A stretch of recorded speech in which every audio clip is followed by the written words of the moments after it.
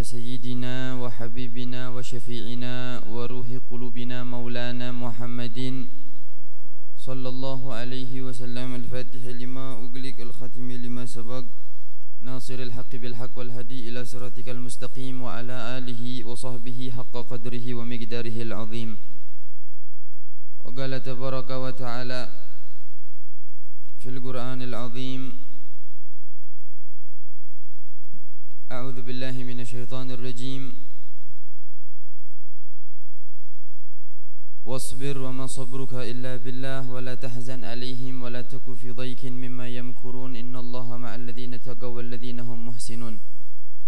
نوينا التعلم والتعليم والتذكير والتذكر والنفع والانتفاع والإفادة والاستفادة والحث على التمسك بكتاب الله وسنة رسول الله والدعوة إلى الهدى والدلالة على الخير ابتغاء مرضات الله وقربه وثوابه. بسم الله. أما بعد, alhamdulillah, segala puja-puji syukur kehadirat Allah Subhanahu wa Ta'ala yang masih memberikan kesempatan kepada kita semua untuk mengambil daripada bagian warisan Nabi besar Muhammad sallallahu alaihi wa ala alihi wa sahbihi wa baraka wasallam. Mudah-mudahan apa yang kita dapatkan pagi hari ini daripada warisan baginda Rasulullah sallallahu alaihi wasallam dapat menjadi bekal kita kelak di akhirat berjumpa dengan Allah Subhanahu wa taala. Amin ya rabbal alamin. Alhamdulillah, kembali kita di dalam pelajaran kitab Zinatul Usar bi Adab Khairil Bashar lil muallif Sayyid Hashim bin Saleh bin Syekh Abu Bakar bin Salim hafizahullahu taala wa ra'ah wa nafa'ana bi ulumihi fid darain amin. Ila an qala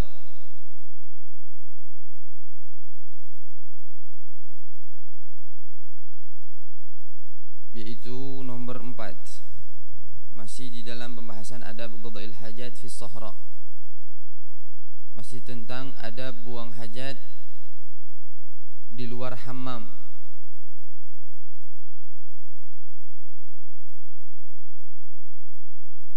Nomor 4,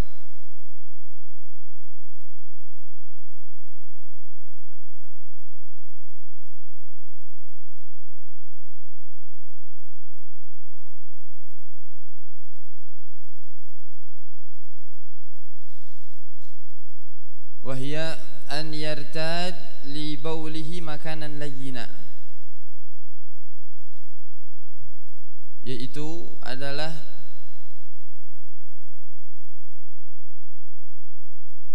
mencari atau mempersiapkan li baulihi untuk buang hajat kecilnya makanan layyina, tempat yang lembut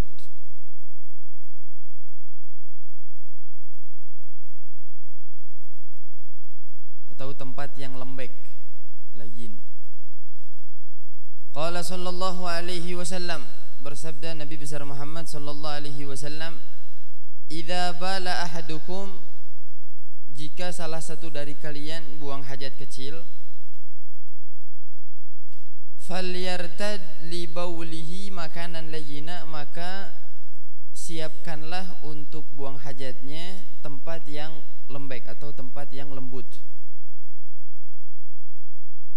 Rawahu Abu Dawud.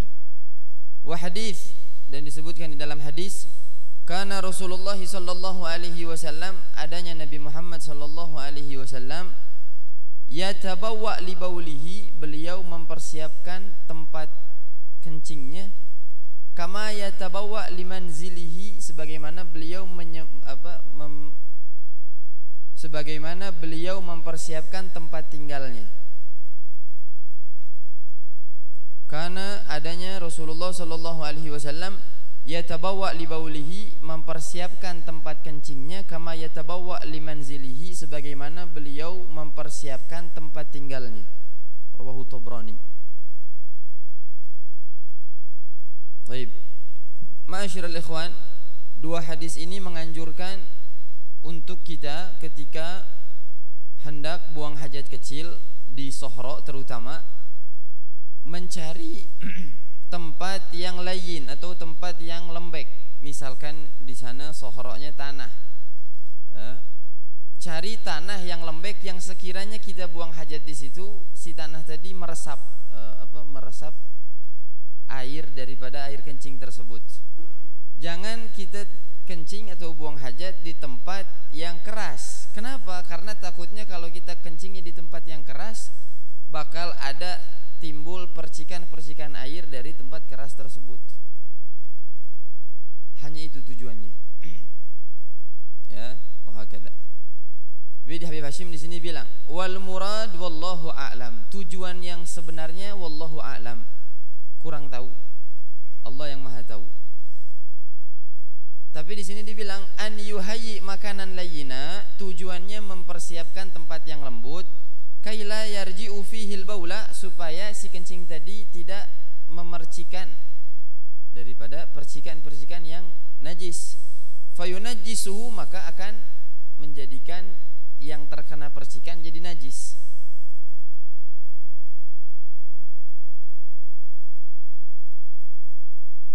Wa kadza kaila yabqa, begitu juga supaya tidak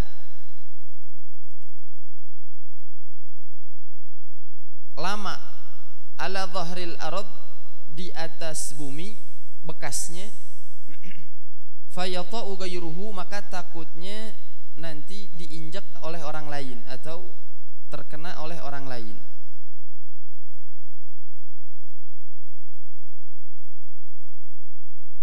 Jadi intinya setiap buang hajat cari tempat yang sekiranya diserap oleh tanah tersebut. Karena takutnya kalau misalkan tempatnya keras atau tempatnya tanah kering, dia yang pertama takutnya memercikan air, dan kedua takutnya sebelum dia kering diinjak oleh orang lain. Apalagi kalau misalkan di jalan yang sering dipakai, jalan umum gitu. Nanti ada pembahasannya, dilarang buang hajat di jalan-jalan umum. Ya, kenapa? Takutnya nanti ada orang kadang-kadang yang jalan nggak pakai sendal. Ada orang yang ya sembarangan lah bajunya, misalkan terlalu ke bawah. Andaikan di situ dia lewat, ada kencing orang yang belum kering jadi najis, fayunajjisuhu. Wahakadha. Itu yang ditakutkan. Tapi wal murad, yang dimaksud secara hakikat, beliau Al-Habib Hashim beliau katakan wallahu a'lam. Tujuannya wallahu a'lam. Tujuannya belum diketahui, tapi yang diketahui yaitu tujuannya adalah menghindari daripada terletaknya najis pada diri sendiri atau orang lain. Wahakadha. Singkat saja itu. Baik, kemudian la yabul fil ma'ir rakid, dilarang kencing di air yang tenang. Air yang tenang atau bisa diartikan air yang diam, bukan air yang seperti sungai gitu, aliran. Air rakid itu adalah air yang tenang atau air yang diam. Maksudnya tidak mengalir, bukan seperti sungai atau seperti solokan atau apalah. Ma'ur rakid lebih ke kayak kolam renang, lebih ke bathtub di kamar mandi itu ya, suka nampung air ya. Larangan kencing di dalam air tersebut. An Sayyidina Jabir radhiyallahu an, diriwayatkan oleh Sayyidina Jabir radhiyallahu anhu, naha, bahwasannya dilarang, an yubala bil ma'ir rakid, buang hajat kecil di air yang tenang, di air yang diam. Rawahu Muslim.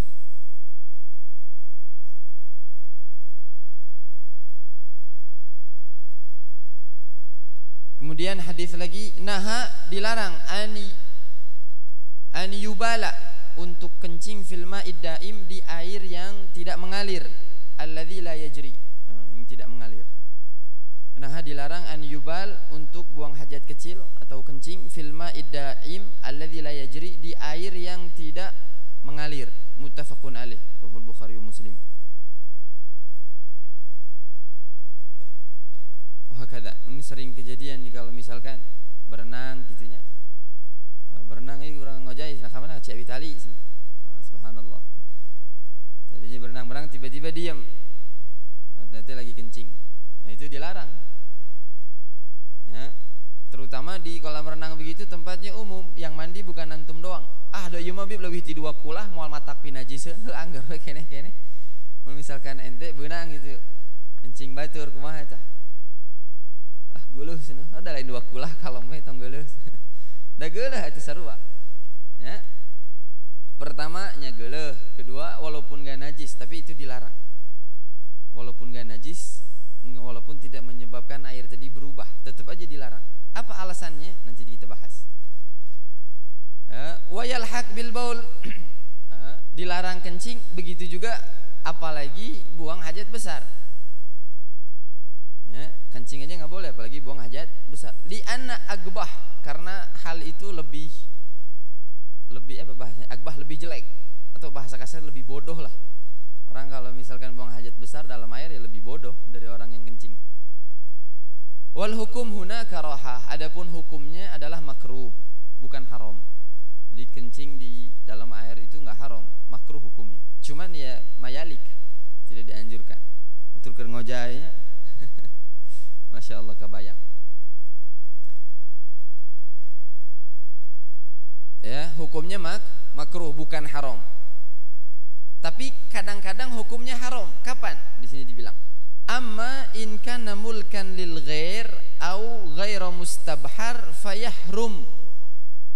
Dikatakan oleh Habib Hashim di sini, beliau katakan, tapi andaikan kolamnya bukan punya dia, maksudnya punya orang lain kolamnya, lil ghair, punya orang lain, au ghairu mustabharin, atau kolamnya nggak gede, maksudnya kolamnya letik. Mustabhar itu diambil dari kata bahar, laut gitunya, maksudnya airnya banyak. Kalau airnya banyak makruh, cuman kalau airnya sedikit fayahrum, maka hukumnya jadi haram. Kencing di kolam air orang haram hukumnya, mulkan lil ghair.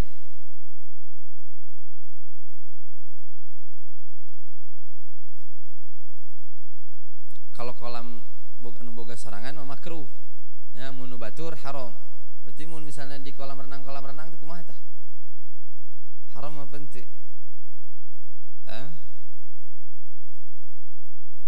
Enggak haram, makruh. Sebab yang punya pasti udah tahu. Yang punya Ciawi Tali itu, misalkan kolam renang Ciawi Tali, terus mana di si kolam renang teh loba apa? Cempakanya. Jadi udah tahu pasti. Ya resikonya begitu punya kolam renang. Antum kalau punya kolam renang kan nggak mungkin bikin larangan. Bukan nggak mungkin sih, mungkin aja. Cuman nggak semua orang taat kan, nggak semua orang patuh. Pasti konsekuensinya ada 1-2 orang yang ngelanggar dan antum memaklumi hal itu. Jadi secara tidak langsung diizinin enggak, tapi nggak diizinin juga ya enggak, makruh. Sebab itu punya umum sih, bukan punya pribadi orang. Kecuali kalau kita berenang di rumah orang ya khusus, kolam renang umum, kolam renang khusus gitunya, khusus keluarga, itu haram jelas. Sebab itu punya individu, bukan punya umum gitu. Wahakadha. Ataupun nggak gede, misalkan kolam renangnya kecil, maka haram hukumnya. Wakadha fil galilil jari, begitu juga air yang mengalir tapi alirannya kecil. Mengalir tapi alirannya kecil, bukan seperti sungai, pan sungai gede gitu. Ima alirannya letik. Nah, siga balong gitu. Maksudnya alirannya lambat. Ya, hukumnya haram. Selain dari yang 3 ini, kolam renang lain atau airnya nggak banyak atau alirannya sedikit, maka hukumnya makruh. Yang 3 itu haram. Wal baul fil ma, adapun kencing di dalam air, selain itu makruh atau selain itu haram, yusabbibu amrad, itu menyebabkan penyakit. Ya, ayo mah nggak bahas lain tentang fikih, mah membahas tentang kesehatan. Banyak penyakit yang ditimbulkan jika antum sering buang hajat di dalam air. Sering buang hajat di dalam air itu banyak menimbulkan penyakit. Seperti apa? Misal kolera itu artinya kolera, penyakit kolera. Apa itu penyakit kolera? Ada ya penyakit kolera? Pernah dengar nggak? Ya. Penyakit kolera. Wat typhoid, dan penyakit tifus. Apa tifus? Tifus. Nah, bahasa Inggris sama tifusnya. Tipes. Penyakit tipes. Oh, Masya Allah ya, ternyata asal usulnya dari situ, salah satu asal usulnya. Kemudian wasyalalil atfal, penyakit polio. Syalalil atfal, polio itu penyakit tulangnya, bukan? Penyakit tulang ya, yang kalau misalkan kaki kita jalan di atas batu nyeri gini, terapi nanti itu penyakit polio itu teh. Muntah salah mah. Kemudian wal kabadil ma'awi, penyakit hepatitis enterik. Wah, bahasanya kerennya. Hepatitis enterik. Penyakit hepatitis. Penyakit hepatitis itu penyakit apa? Penyakit kelamin, bukan? Hah? Kayak apa? Penyakit kuning. Oke, penyakit model penyakit kuning. Ya, hepatitis. Intinya nama-nama penyakit ini walaupun kita nggak tahu, kadang-kadang penyakitnya bahaya. Waliyadzubillah. Ya, kemudian ini yang paling parah nih. Wa min akhtariha al-balharsia. Yang paling parah, sering kencing dalam air itu menyebabkan penyakit skitosomiasis.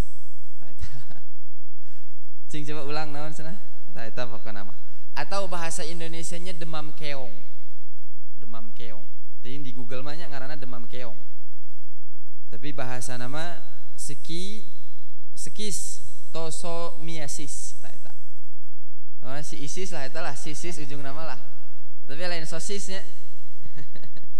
Yaitu penyakit yang disebabkan oleh infeksi cacing parasit air tawar di negara tropis dan subtropis tertentu. Jadi ini parasitnya, parasitnya juga cacing gitu, bahaya lah.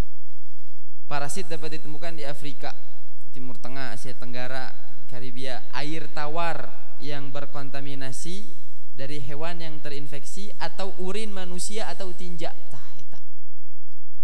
Ya. Ya, parasit dapat ditemukan salah satunya di air tawar yang terkontaminasi dari hewan yang terinfeksi atau urin manusia atau tinja.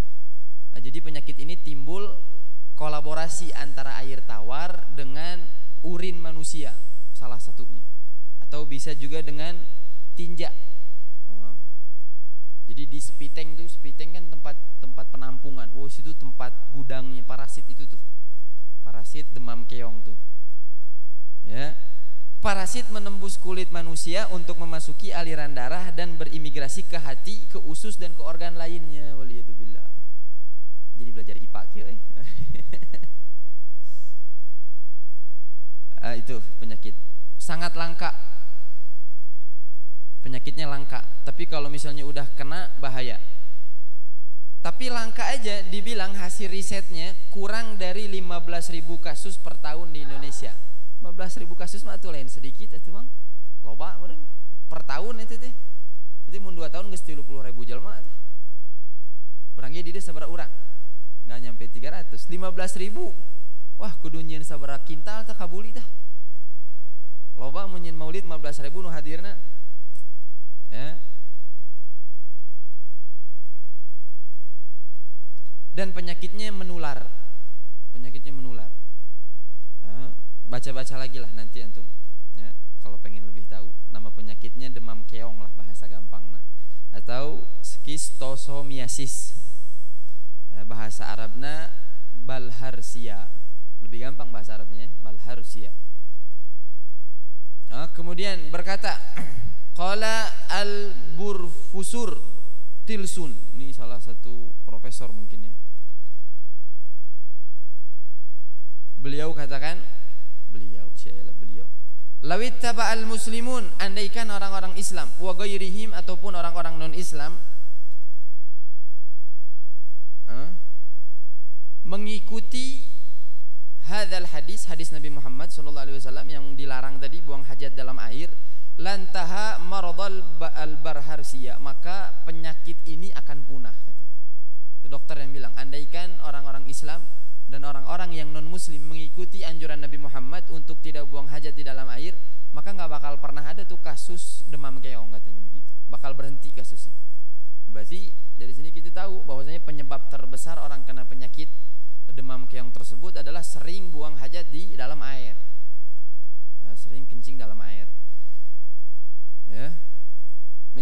fahuwa yaftak bil malayin minan nas. Karena kasus ini juga udah mengenai ratusan ribu orang, ya, ratusan ribu, malayin, jutaan malah, miliun, malayin, jutaan orang manusia. Sayyid Hashim, beliau pas lagi ngajarin kita tentang bab ini, ngasih perumpamaan sama kayak misalkan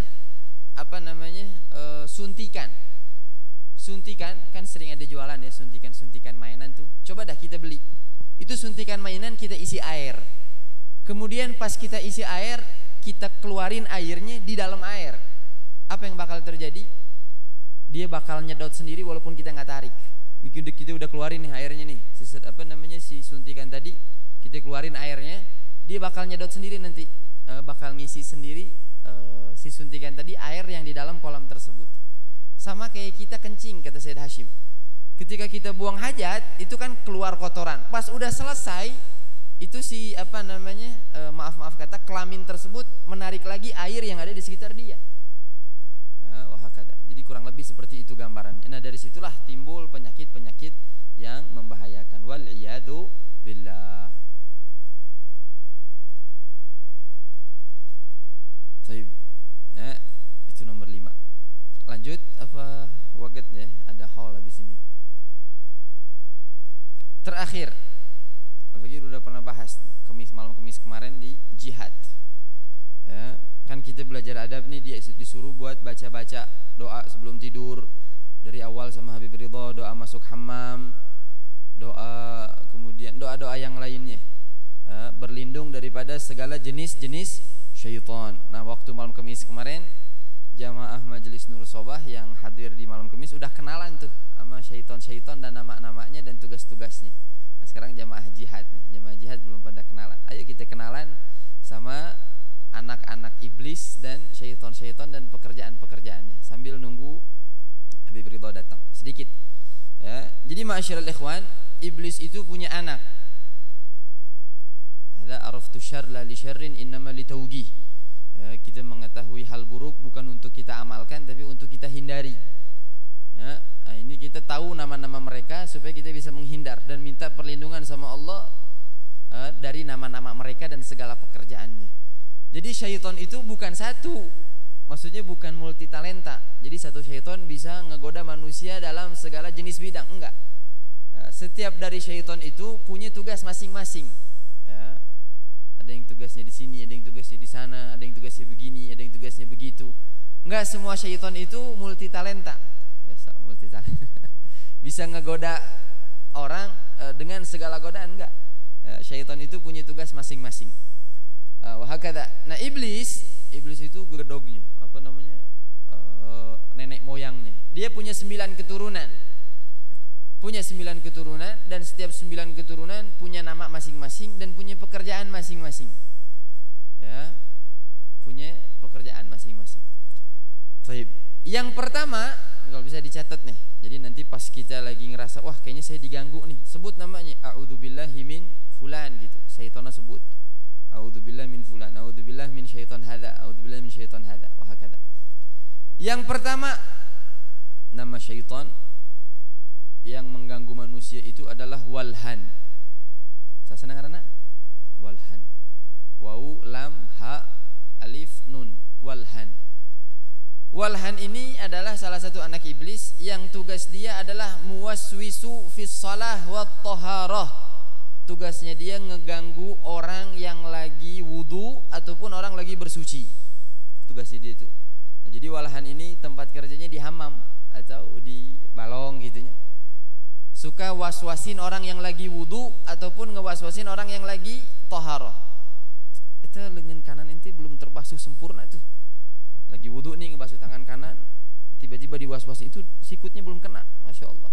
Wudu buat basuh tangan kanan aja 1 ember. Nah, ini yang bikin was-was siapa? Yang bikin was-was ini walhan. Lagi mandi misalkan, mandi wajib, mandi junub, ya, was-was ini rambut ente belum kena tuh sebelah kanan. Padahal mah botak. Nah, kata diwaswasi nama walhan. Ini bagian sini belum kena nih, bagian situ. Sehingga kita jadi orang mubazir, air, mubazir, wagatnya. Nah, itu yang bikin was-was adalah walhan. Nah, tugasnya dia begitu tuh, bikin was-was orang wudu, bikin was-was orang bersuci, kata. itu airnya belum nyampe, itu ini, itu. Wah, kada. Ya, itu namanya walhan. Jadi kalau misalkan kita wudu ngerasa was-was, sebut dalam hati a'udzubillahi minal walhan. Ya Allah, lindungin saya dari godaan walhan. Walhan. Kemudian yang kedua, ada syaitan namanya khanzab atau khinzib. Khanzab ini muwaswisu fis shalah. Tugasnya dia ganggu orang salat. Khanzab nih. Tugasnya mengganggu orang salat. Allahu akbar. Dibikin gak khusyuk, dibikin gak hadir. Dikasih tahu hal-hal yang sebelumnya kita gak kepikiran. Nah, ini khanzab nih, sering ganggu orang salat. Jadi kalau kita salat ngerasa gak khusyuk, baca dalam hati a'udzubillahi minal khanzab, a'udzubillahi min khinzib. Ya. Oh, hakada. Tuwalhan buat wudu, khanzab buat salat. Kemudian yang ketiga, syaitan namanya zalanbur. Syaitan namanya zalanbur. Oh, keren ngarananya zalanbur. Tapi tetap sekeren-kerennya nama syaitan. Tong dipakai ke boga budak gitu ya. Kalau boga budak ek di teknik sana. Ngaranna zalanbur sana. Mantap. Syishar.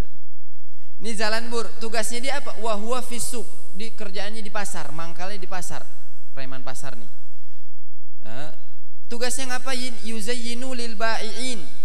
Dia tugasnya mengganggu para penjual lillagwi, untuk mengucapkan hal-hal yang kotor, ngucapin hal-hal yang jorok. Biasa di pasar kan begitu. Sering apa namanya, ngomong-ngomong enggak faedah lah segala macam, ngomong kasar, ngomong kotor. Ya. Kemudian si zalanbur ini selalu menggoda penjual untuk halful kadzib, bersumpah yang bohong. Ya memang asli demi Allah sana. Ti ditu nage 10 ribuan sana. Modal nage 10 ribuan, keureuh ceulik aing sana bahasa kitunya. Mun orang Sunda gitu nya, atau sambil demi Allah lah segala macam sumpah lah. Halful kadzib. Nah, itu hati-hati nih yang kerja di pasar sering bohong-bohong, jangan-jangan bestian sama zalanbur tuh. Berteman sama zalanbur. Wahakada. Dan bukan cuma penjual sih, pembeli juga kadang-kadang begitu, suka sumpah bohong.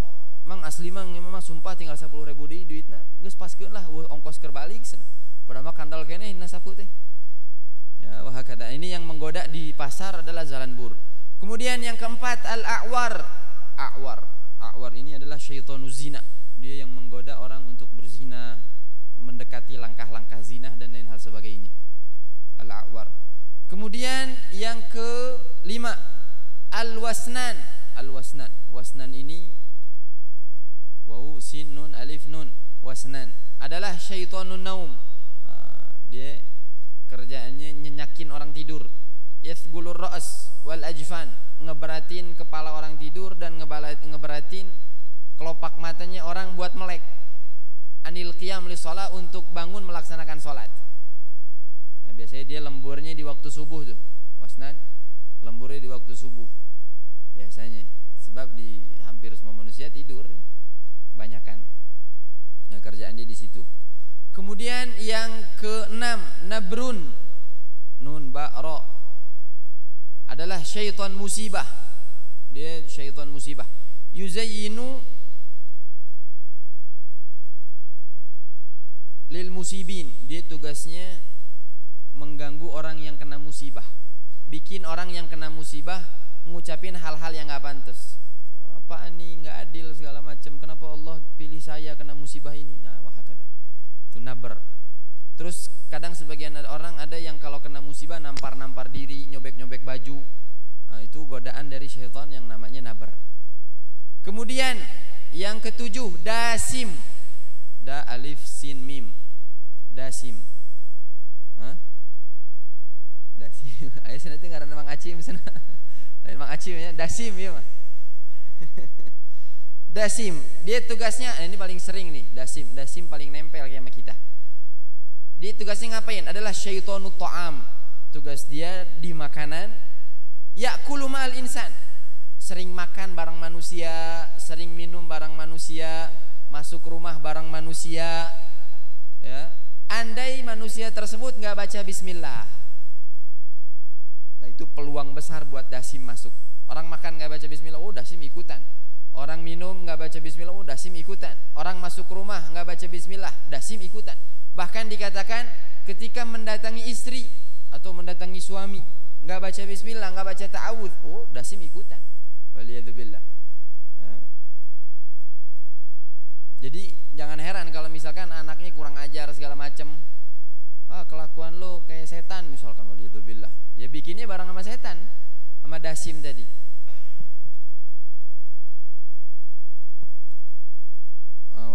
Jadi kalau baca bismillah, dasim nggak punya peluang buat mendekat.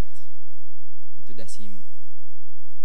Wayanam alal firash, dia tidur di kasur kita juga, pakai pakaian kita juga, baju yang kita pakai itu dipakai dia juga kalau kita nggak baca bismillah. Wahakata, itu dasim. Yang ketujuh. Yang kedelapan, matun. Mim ta waw nun, matun. Dia sahibul akhbar kadzibah. Tugasnya dia nyebarin kabar-kabar hoax, kabar-kabar palsu, atau bikin kabar-kabar palsu yulgiha ila alsunin nas, yang dilontarkan ke mulut-mulutnya manusia. Manusia kadang-kadang suka iseng. WhatsApp ana sepi nih, Facebook ana sepi, bikin kabar telah meninggal dunia fulan bin fulan, padahal mah hirup kene jelmana. Yang bikin dia tergoda buat bikin kabar bohong begitu tuh, itu matun tuh. Akhbar kadzibah, hoax, bikin hoax, kabar-kabar yang palsu atau kabar-kabar yang bohong. Kemudian yang terakhir adalah ini gegedoknya nih. Gegedokna, pangkalna, jagoana lah. Ibarat anak tuh anak cikal, paling gede lah. Dia tugasnya bukan ganggu kita manusia ecek-ecek, bukan. Tugasnya dia adalah muwakkal bil anbiya. Tugasnya dia ngegoda para nabi, wal aulia, dan para wali. Itu abiyat. Jadi kalau kita lewat depan dia tuh ibarat cik mayah nama, televel sana kagoda ge. Membangsa kurang senggol seetik murtad langsung ya sana. Bahasana gitu si abiyatnya. Televel lah gitu bahasana. Waliyadzubillah. Ini abiyat, dia tugasnya ngeganggu para nabi, al-anbiya, muwakkal bil anbiya wal auliya. Wakal dikatakan al-anbiya ma'sumin, para nabi dijaga sama Allah, nggak mungkin tergoda. Wal auliya, adapun para wali yang dia tergoda sama ini abiyat, waliyadzubillah, dia nanti bakal masuk ke neraka sama barang-barang nih sama abiyat. Tapi yang selamat dari abiyat, maka ya pahalanya besar di sisi Allah Subhanahu wa taala. Derajatnya tinggi di sisi Allah Subhanahu wa taala.